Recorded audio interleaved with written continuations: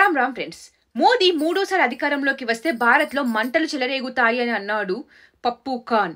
మీకు గుర్తుందా? तो इस पूरे देश में आग लगने जा रही है. ఇప్పుడు అదే జరుగుతుందా? జమ్మూలో గత 4 రోజుల్లో 4 చోట్ల దాడులు జరిగాయి. ఎవరున్నారు ఈ దాడుల వెనుక? జూన్ 9 తీర్థయాత్రలకు వెళ్లిన రియాసీ హిందువులపై దాడి. జూన్ 10 పుల్వామాలో సైన్యంపై ఉగ్రదాడి. జూన్ 11 కథువాలోని హిరానగర్లో హిందువులపై దాడి. జూన్ 12 దోడాలో సైన్యంపై దాడి. 72 గంటల వ్యవధిలో 3 డిస్ట్రిక్ట్స్ రియాసీ, కథువా, డోడాలో దాడులు జరిగాయి. ఈ దాడులు యాదృచ్ఛికమైనవి కావు, పక్కా ప్లాన్ చేసి ప్రణాళిక ప్రకారం చేయబడ్డాయి. జమ్మూ ప్రాంతాన్ని అస్థిరపరిచే సమన్వయ ప్రయత్నంలో భాగమే ఇవి. ఈ దాడులు చేసి ఏమని మెసేజ్ ఇస్తున్నారు? లేదంటే ఇంకేం చెప్తున్నారు? అసలు ఏం జరుగుతుంది?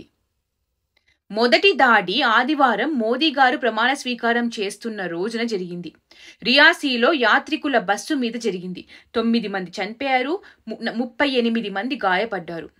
ఈ ఉగ్రదాడికి బాధ్యత వహిస్తున్నట్లు జిహాదీ ఉగ్రవాద సంస్థ లష్కరే తోయిబాకు చెందిన పాకిస్తాన్ మద్దతు గల ది రెసిస్టెన్స్ ఫ్రంట్ TRF ప్రకటించింది. ఇలాంటివి ఇంకా చేస్తామని హెచ్చరించింది. అమర్నాథ్ యాత్రకు విఘాతం కలిగించే ఎత్తుగడగా ఈ దాడి కనిపిస్తుందని జమ్మూ ADGP తెలిపారు.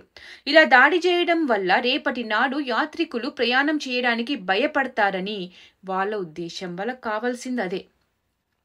రెండవ దాడి మంగళవారం సాయంత్రం 2 ఉగ్రవాదులు పలు ఇళ్ల నుంచి నీరు కావాలని అడగడంతో స్థానికులకు ఉగ్రవాదులపై అనుమానం వచ్చి డోర్లు వేశారు. పోలీసులకి కాల్ చేశారు. అనుమానం రావడంతో ఉగ్రవాదులు పౌరులపై కూడా కాల్పులు జరిపారు. ఒక ఉగ్రవాదిని పోలీసులు చంపేశారు, ఇంకొకడు తప్పించుకున్నాడు. ఎన్కౌంటర్ ప్రారంభ దశలో గాయపడిన CRPF జవాన్ కబీర్ దాస్ బుధవారం తెల్లవారుజామున హీరానగర్ సబ్ డిస్ట్రిక్ట్ ఆసుపత్రిలో మరణించినట్లు ADGP తెలిపారు.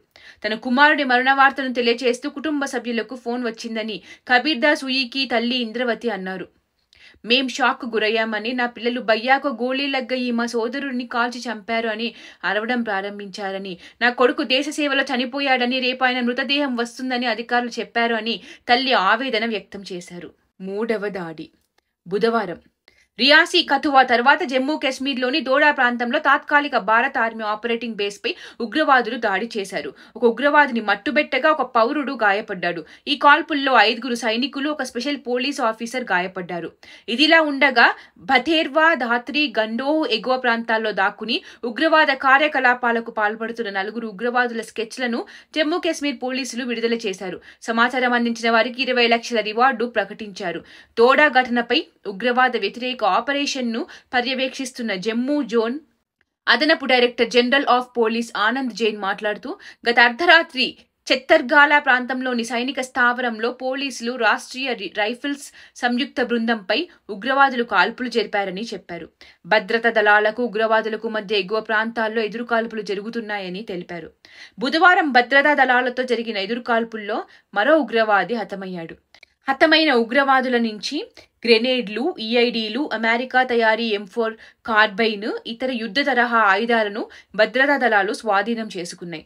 ఈ ఉగ్రవాదులు పాక్ ఉత్పత్తులను తరలిస్తూ కూడా పట్టుపడ్డారు. వాళ్ళ దగ్గర పాక్ ఉత్పత్తులు ఉన్నాయి. ఈ సాక్ష్యాలను ఉపయోగించి పాకిస్తాన్ను శాశ్వత సభ్యదేశంగా చేర్చకుండా UNSCపై ఒత్తిడి తీసుకురావాలి. అంతేకాకుండా ఈ టెర్రరిస్ట్ దేశాన్ని FTF గ్రే లిస్ట్ లో పెట్టాలి. తినడానికి తిండి లేకపోయినా ఇలాంటి ఉగ్రవాదులను ఎప్పటి నుండో పెంచి పోషిస్తుంది పాకిస్తాన్. ఈ ఉగ్రవాదులను వెనకేసుకొస్తారు ఇక్కడ పప్పు ఖాన్, ఇంకా చైనా విత్తనాలు. భద్రతా దళాలతో దాడి, ఎదురుకాల్పుల అనంతరం ఉగ్రవాదులు సమీపంలోని అడవుల్లోకి పారిపోయారని, వారిని నిర్వీర్యం చేసేందుకు Jammu Kashmir CRPF police force కలిసి దోడాలోని ఎత్తైన ప్రాంతాల్లో భారీ గాలింపు చర్యలు చేపట్టారని పోలీసు వర్గాలు తెలిపాయి. ఇవన్నీ ఎందుకు చేస్తున్నారు? 1 జమ్మూ అండ్ కాశ్మీర్కి పర్యాటకులు రావద్దు అని. 2 హిందువుల్లో భయాన్ని నింపాలి అని. 3 జూన్ 14న ఖీర్ భవానీ మేళా జరుగుతుంది. కాశ్మీర్లో వేల కొద్ది కాశ్మీర్ పండితులు భవానీ మేళాకి ఆల్రెడీ బయలుదేరారు. 2023లో 25,000 మంది వెళ్తే ఈసారి 5,000 మంది వరకే ఎందుకు వెళ్లారు? ఉగ్రవాదులు అనుకున్నట్టు భయాన్ని నింపగలిగారు. ఇది వీళ్ళ ప్లాన్. అమర్నాథ్ యాత్ర, ఖీర్ భవానీ యాత్ర, వైష్ణోదేవి యాత్ర, ఇలా హిందువుల యాత్రల మీద దాడులు చేస్తున్నారు. ఈ యాత్రలకి సెక్యూరిటీ పెంచాలి. యాత్రికుల కోసం స్పెషల్ ఫోర్స్ ని పెట్టాలి. భారత సైనికుల మరణానికి కారణం ఎవరు? ఎందుకని అడిగే ధైర్యం కూడా కమ్యూనిస్టులకు ఎప్పుడైనా కలిగిందా? ఆ సైనికుడు మన కోసం చనిపోయాడు, అక్కడ కాపలా కాస్తూ. ఆయన చావుకి ఇలాంటి అమ్ముడుపోయిన విత్తనాలు అర్హులా? ఇలాంటి వారి కోసమా కుటుంబాన్ని వదిలి దేశ సేవలో చనిపోయాడు? కానీ ఈ ఉగ్రవాదుల కోసం ఇక్కడ కేసులు వాదిస్తారు, సానుభూతి చూపిస్తారు, మెర్సీ పిటిషన్లు సైన్ చేస్తారు. 2023లో రిపోర్ట్స్ ప్రకారం 2.12 కోట్ల మంది పర్యాటకులు సందర్శించారు జమ్మూ అండ్ కాశ్మీర్ని. దీనివల్ల ఎవరికి లాభం? ఆబ్వియస్లీ ఆ రాష్ట్రానికి, దెన్ మన దేశానికి, అక్కడ ఉండే ప్రజలకి. సో అదంతా మానేయాలి అంటే ఇలాంటి ఉగ్రదాడులు చేయాలి. ఇది జరుగుతున్నది.